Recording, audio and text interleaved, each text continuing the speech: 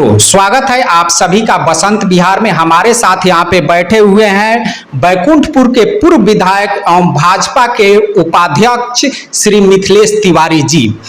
आज हम इनसे बातचीत करने वाले हैं जो यहाँ पे गोपालगंज में 24 सितंबर को बिहार के उप मुख्यमंत्री श्री तेजस्वी यादव आए हुए थे और वहां पे उन्होंने बहुत सारी घोषणाएं की, जैसे कि 500 करोड़ का मेडिकल कॉलेज, उसके बाद से थावे का जो धाम है उसका वहां पे सौंदर्यीकरण, ट्रामा सेंटर और सदर अस्पताल गोपालगंज को विकसित करने का कार्य का उन्होंने ऐलान किया। लेकिन यहाँ पे मिथिलेश तिवारी जी और राम परवेश राय जी, जो कि दोनों भाजपा के ही नेता है, इन लोगों का एक पोस्ट हम देखे, जिस पोस्ट में इन लोगों का कहना था कि ये जो कार्य की घोषणा तेजस्वी यादव अभी हाल में कर रहे हैं, इसकी घोषणा पूर्व समय में ही की जा चुकी है। तो तिवारी जी, सबसे पहले तो स्वागत है आपका। बहुत धन्यवाद आपका। जो आप पोस्ट लिखे हुए थे, हालांकि राम परवेश राय जी और आपका तो जमीनी हकीकत में बनता नहीं है, लेकिन वो जो पोस्ट है दोनों सेम ही तरह से लिखा गया था। मुझे लगता है कि आसपास में जैसे कि बैठकर लिखा गया हो, तो क्या इसकी हकीकत है? नहीं, आपने कहा कि जमीनी हकीकत पर बनता नहीं है, मतलब तो ये आप भी जानते हैं और हम भी जानते हैं, जैसे कि आप दोनों का स्टेटमेंट भी आया हुआ है पूर्व में। आएगा नहीं तो स्टेटमेंट के हिसाब से तो आप लोगों में बनती नहीं है, जमीनी हकीकत ही है। हम लोगों में नहीं बनती है। जी, ये कौन कहता है कि नहीं बनती है? नहीं, खूब बनता है। जो स्टेटमेंट है उस हिसाब से हम बोल रहे हैं। नहीं, पहला सुन लीजिए जी। विषय यह है कि बिहार के उप मुख्यमंत्री श्रीमान तेजस्वी यादव गोपालगंज आए थे। उन्होंने आकर के थावे मैया का पूजा किया, ये बहुत अच्छी बात है। उनका ये घर है, गोपालगंज जिला के वो रहने वाले हैं जी। तो पहले तो मैं आपसे पूछना चाहूंगा कि नेता प्रतिपक्ष रहते वो कितना बार आए गोपालगंज? नेता प्रतिपक्ष रहते कितनी घटनाएं हुई इस जिले में? यहाँ पर बाढ़ से पूरा जिला त्राहिमाम था, वो आए और पानापुर से फोटो देकर के भाग गए। यहाँ पर ट्रिपल मर्डर कांड हुआ था, उसमें कहे थे कि आएंगे, आए नहीं। गोपालगंज में विजयपुर से लेकर और बैकुंठपुर तक लगातार घटनाएं हो रही हैं, लगातार हत्याएं हो रही हैं, लेकिन कभी आए नहीं। चलिए, उनकी सरकार बनी। दूसरी बात तो ये तो तय है कि उनका कोई लगाव इस जिले से नहीं। उप मुख्यमंत्री बनने के बाद वो आए, हेलीकॉप्टर से आए, थावे मैया के मंदिर में पूजा करने गए और प्रेस कॉन्फ्रेंस में उन्होंने कहा कि 600 करोड़ रुपए हम दे करके जा रहे हैं गोपालगंज को। पहले तो वो वित्त मंत्री नहीं है, वित्त मंत्री हैं बिहार सरकार के विजय चौधरी जी। और आप भी जानते हैं कि मेडिकल कॉलेज का कोई भी मसला 1 से 1.5 महीने में कोई सरकार नहीं तय कर सकती है। और जितने भी मेडिकल कॉलेजेज हैं वो सब भारत सरकार उसमें 60% पैसा देती है और फिर राज्य सरकार अपना शेयर देती है, तब बनता है। यहाँ के सांसद महोदय भी इस बात को बताएंगे कि इस पे लगभग 5-6 वर्षों से हम सब लोग लगे थे। समस्या ये थी, जमीन नहीं था। यहाँ के जिला पदाधिकारी जमीन खोज रहे थे। एक बार इस विषय चला कि कृषि विभाग की जमीन पर बना दिया जाए। कृषि विभाग ने शायद प्रस्ताव को नहीं मानने किया। कृषि विभाग ने कहा कि हमको भी अपना कुछ खोलना है, इसलिए हम जमीन देने में असमर्थ हैं। तो यह निर्णय मुख्यमंत्री का था कि भाई जमीन कहाँ से मिलेगा। यह मुख्यमंत्री का काम था, जमीन देते और उस पर मेडिकल कॉलेज बनाते जी। अब रही तेजस्वी जी ने इस बात की घोषणा की, तो उनको ये कहना चाहिए था जी कि पहले से भी इस मामले में केंद्र की सरकार ने और जो पहले राज्य सरकार थी उसने भी इसमें प्रयास किया है और मैं अब अपने समय में इसको बनवा दूंगा। पहली बात। दूसरी बात कि वो बनेगा कहाँ, अभी तक यही तय नहीं हुआ है। उसके जमीन का प्रस्ताव अभी फाइनल नहीं हुआ। कहीं वृंदावन वगैरह में इसका मान लीजिए कि कुछ। अरे भाई, तो आप एक चीज बताइए, एक बात आप बताइए, अच्छा होता कि वो शिलान्यास न करते। वो आकर के शिलान्यास किए, मॉडल हॉस्पिटल का शिलान्यास किए और क्या क्या किए। तो उनको मेडिकल कॉलेज का शिलान्यास करना चाहिए था, वो स्वास्थ्य मंत्री हैं, तो शिलान्यास तो किए नहीं। आकर के एक क्या कहिएगा उसको, टॉफी खिला के गोपालगंज को चले गए।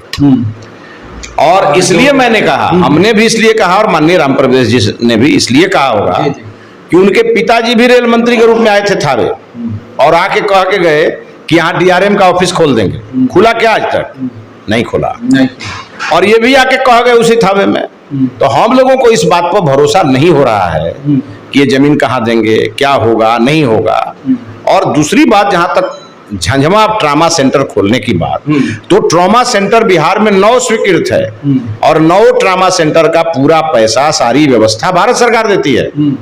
और उस 9 में गोपालगंज एक ट्रॉमा सेंटर स्वीकृत हुआ है और वो सदर अस्पताल में उसके लिए भूमि चयनित है, उसके लिए पैसे का एलोकेशन है, उसके लिए बिल्डिंग बनना है और वहां चलना है। झांझवा बता रहे थे, मैं बता रहा हूं। अब उन्होंने क्या कहा कि जब तक सदर अस्पताल में नहीं बन जाता है तब तक यहां चलाया जाएगा। और उसका भवन निर्माण भी हो चुका है। किसका? झांझवा ट्रामा सेंटर का नहीं हुआ है, वो सामुदायिक स्वास्थ्य केंद्र का है जी, उसी में। और सामुदायिक स्वास्थ्य केंद्र, चूंकि झांझवा में CHC है जी, और सिधवलिया में PHC है, दोनों का जो दूरी है वो 7 किलोमीटर का है। इसी के कारण आज तक उसमें पोस्ट सैंक्शन नहीं हुआ। और तेजस्वी यादव जी पहले दोनों अस्पताल में पोस्ट सैंक्शन करें।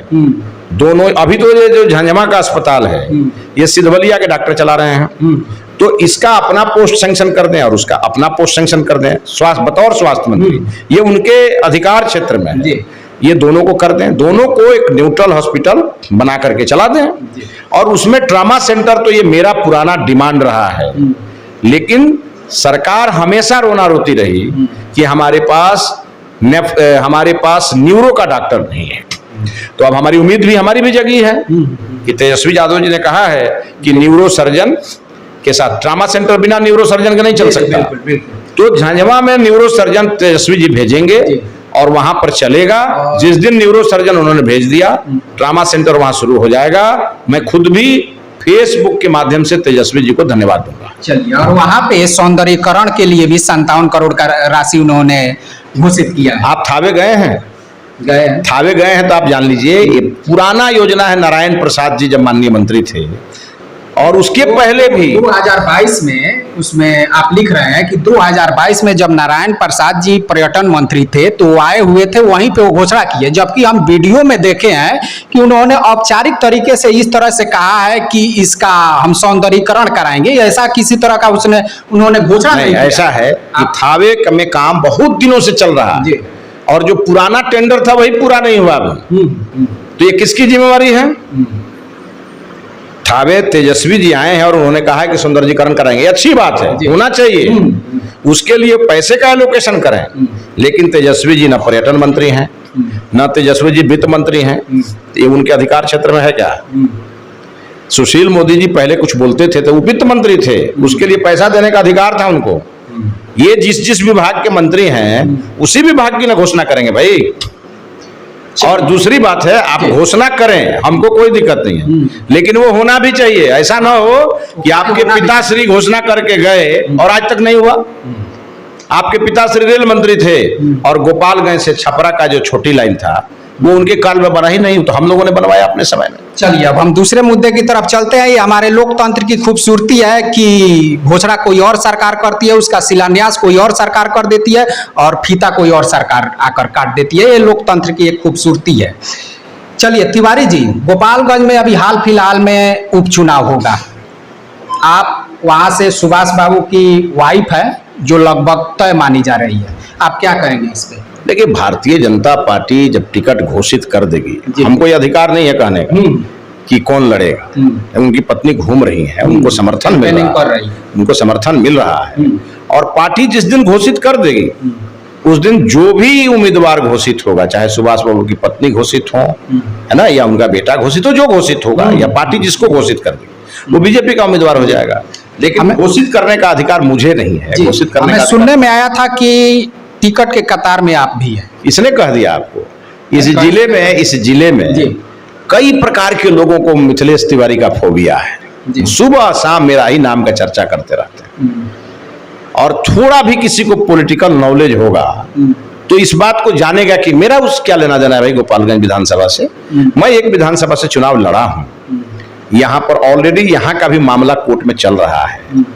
लड़ना होगा तो यहाँ लड़ेंगे, हम दूसरे जगह क्यों जाएंगे लड़ने? तो आप इस पक्ष में है कि सुभाष बाबू की वाइफ को टिकट वहां से दे दिया जाना उचित है? देखिए, ये पार्टी तय करेगी, ये मेरा नहीं है। और हम लोगों के यहाँ जो पूछती है पार्टी, वो हम लोग पार्टी के फोरम पर बोलते हैं। हम जिस पद पर हैं, हम मीडिया से कोई बात अपने पार्टी की कहा जाता है कि नीति बताई जाती है, रणनीति छुपाई जाती है ना।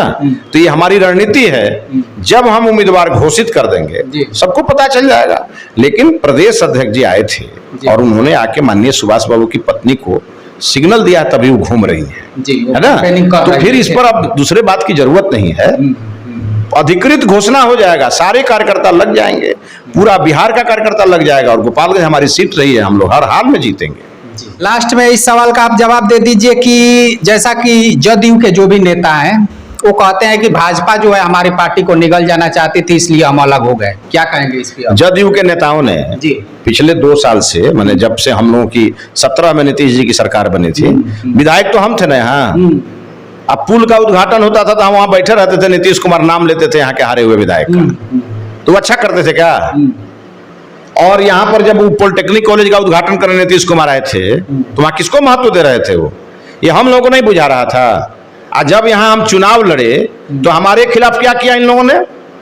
हमारे खिलाफ इन लोगों ने रेबेल बना करके उम्मीदवार लड़ाया, पूरी जदयू उस रेबेल उम्मीदवार के पीछे खड़ी थी और वो जनता दल यूनाइटेड के नेता हम लोगों को ज्ञान दे रहे हैं। अपने दिन भर बैठ करके बीजेपी को ह्यूमिलिएट करते थे, बीजेपी कार्यकर्ताओं को ह्यूमिलिएट करते थे, बीजेपी कार्यकर्ताओं पर मुकदमा कराते थे। हम यहाँ के एमएलए थे, हमने कितना बर्दाश्त किया आप लोगों को मालूम है? केवल बर्दाश्त इसलिए किया, कमजोर नहीं हूं, बर्दाश्त इसलिए करता हूं कि सामाजिक ताना बाना टूटने का डर रहता है। तो आखिर गठबंधन टूटने का मूल, मैं आपसे पूछना चाहता हूं, इस बिहार के 32 वर्षों में या तो मुख्यमंत्री लालू यादव या उनका परिवार रहा, या तो नीतीश कुमार रहे, तो बिहार के बदहाली का जिम्मेवार भाजपा कैसे हो गई? तो आप लोग भी तो गठबंधन, भाई गठबंधन में हम थे, लेकिन जो ड्राइविंग सीट पर व्यक्ति बैठता है जिम्मेवारी उसकी है ना। तो नीतीश जी गाड़ी में, पूरी बात सुनिए मेरी पहले, किसी भी गाड़ी में ड्राइविंग सीट पर कोई व्यक्ति बैठा है, वो गाड़ी गड्ढा में गिरेगी आखिर सड़क पर चलेगी, ये जिम्मेवारी तो ड्राइवर की है। 2020 में आप ही लोगों ने उनको ड्राइव सीट पे बिठाए हुए थे, वो तो बोल रहे थे कि भाई हमारी सीटें कम है, हम नहीं बैठे। अभी आपको नहीं मालूम है ना, जहां हम लोग अपना मुख्यमंत्री बनाते उसी समय वो चल देते। हम लोग नीतीश कुमार जी को जानते नहीं थे, लेकिन हम लोग का कमिटमेंट था पहले से कि सीट हमारी ज्यादा अभी आ जाएगी, आपकी कम भी आएगी, फिर भी हम आपको मुख्यमंत्री बनाएंगे। हम लोगों ने अपना कमिटमेंट पूरा किया। अब दोषी भाजपा हो गई, मुख्यमंत्री तो हम लोगों के साथ भी थे, अब उनको प्रधानमंत्री बनना है तो हमारे यहाँ कहाँ वैकेंसी है कि उनको प्रधानमंत्री बना दे हम लोग? अब वो गए हैं प्रधानमंत्री बनने के लिए, मुझे उनकी शुभकामना है कि कितना लोग इस देश में प्रधानमंत्री बनने का कैंडिडेट 40-50 को है।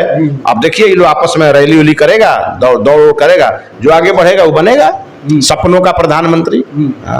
यहाँ प्रधानमंत्री कहाँ कोई बनने वाला है मोदी जी को छोड़कर। और एक बात आप जान लीजिए, मैं सभी को कहूंगा कि राजनीति का एक स्तर रहने दीजिए, सभी लोग मिलकर के। राजनीति में पक्ष विपक्ष तो होता ही है, लेकिन विरोध का शब्दों का मर्यादा होना चाहिए। विरोध भी किसी का करना है तो मर्यादित भाषा में होना चाहिए। और राजनीति कहा गया है विचारों का संघर्ष है, सिद्धांतों का संघर्ष है, लेकिन विचार और सिद्धांत से किसी को मतलब नहीं है, और सीधे संघर्ष कहां से कहां पहुंच जाता है। तो ये नहीं होना चाहिए। मैं एक गरीब घर में पैदा हुआ और मैं अपने संघर्ष की बदौलत यहां पहुंचा हूं। मैं कोई अपने पिताजी के कारण या राजनीति में नहीं हूं, और मेरे बाद कोई मेरा बेटा यहां चुनाव नहीं लड़ने वाला है। मैं परिवारवाद और भ्रष्टाचार का सबसे बड़ा विरोधी आदमी, और कोई व्यक्ति इसके लिए आगे बढ़ेगा तो मैं उसका विरोध करता रहूंगा। लगभग ये तय माना जाए कि जो सुभाष बाबू की वाइफ है वो कैंडिडेट तय हो। भाई मुझे मेरे मुंह में क्यों डाल रहे हैं? मैंने आपको ये बता ही दिया कि प्रदेश अध्यक्ष जी आए थे जी, मिल के गए, उसके बाद वो घूम रही हैं जी। अब मुझसे बुलवाइएगा, हमसे कोई पूछ देगा आपको ये अधिकार कौन दिया बोलने का जी, तो क्यों बुलवा रहे हैं आप? मैंने तो आपको कहा है कि हमारी पार्टी का घोषणा प्रदेश नेतृत्व और केंद्रीय नेतृत्व मिल के करता है, और जिस दिन घोषित हो जाएगा पूरे जिले के कार्यकर्ता गोपालगंज में डेरा डालेंगे और गोपालगंज से भारतीय जनता पार्टी को जिता के लाएंगे। ये किसी को कंफ्यूजन नहीं होना चाहिए। उम्मीदवार हमारे लिए महत्वपूर्ण नहीं है कि कौन लड़ रहा है, हमारे लिए कमल फूल महत्वपूर्ण है। कमल फूल जो लेके आएगा वो जीत के विधानसभा में जाएगा। ठीक, तो चलिए मित्रों, ये थे हमारे बैकुंठपुर के पूर्व विधायक मिथिलेश तिवारी जी। इनकी बातचीत आपको कैसी लगी, ये बातचीत आप सभी को कैसी लगी, आप लोग कमेंट बॉक्स में कमेंट करके जरूर बताइएगा कि इनकी बातों से आप लोग कितने संतुष्ट हैं। हम फिर मिलते हैं अगले वीडियो में अगले टॉपिक के साथ, तब तक के लिए नमस्कार।